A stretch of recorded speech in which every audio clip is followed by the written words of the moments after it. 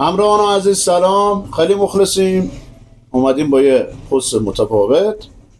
بالاخره ما موفق شدیم بعد از 5 سال کش و قوس با خانواده بریم عکس ریامونو بگیریم. چون دیدم میذارن آقا یکی ریش پاپکور شده، یکی ریش سوراخ شده، یکی اینجوری شده، یکی اونجوری شده. من رفتم اینو دکتر، رفتم پیش دکتر، گفتم آقا فروشندم، دستگاه میفروشم، 5 سال دارم میکشم، یه عکس از این ریامو بگیر، یه تست از اون بگیریم چطوریه. چیزی که خود دکتره نوشته مثلا مهر کرده واسمون،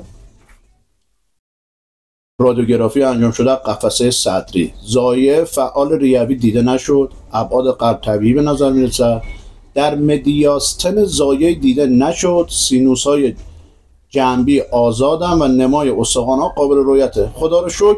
گفت اوکیه، گفت همه چیتون رواله، میزونید.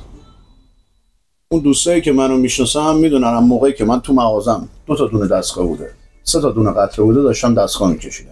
تا الان یه چیزی بوده 4 سال بودم، 5 سال دارم دستگاه میکشم. من نمیگم دود خوبه، چه سیگار باشه، چه قیدون باشه، چه ویپ باشه، چه پاد باشه. آقا دود ضرر داره، ولی بین بد و بدتر به نظر من بده رو انتخاب کنیم که بشه ویپ و پاده. این یه مسئله. اونایی هم که ریهشون آب آورده، یکی میگه نمیم سوراخ شده، به نظر من اونا یا جویس و سالت فیک کشیدن یا جویس و سالتا و کارتریجا رو دستکاری کردن.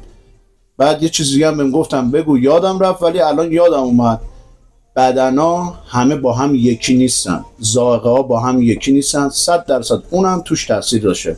ممنونم ازتون، با خیال راحت فعلا بکشید. آقا ما بعد از 5 سال تست دادیم، اوکیه، بکشید، خیالتون راحت باشه.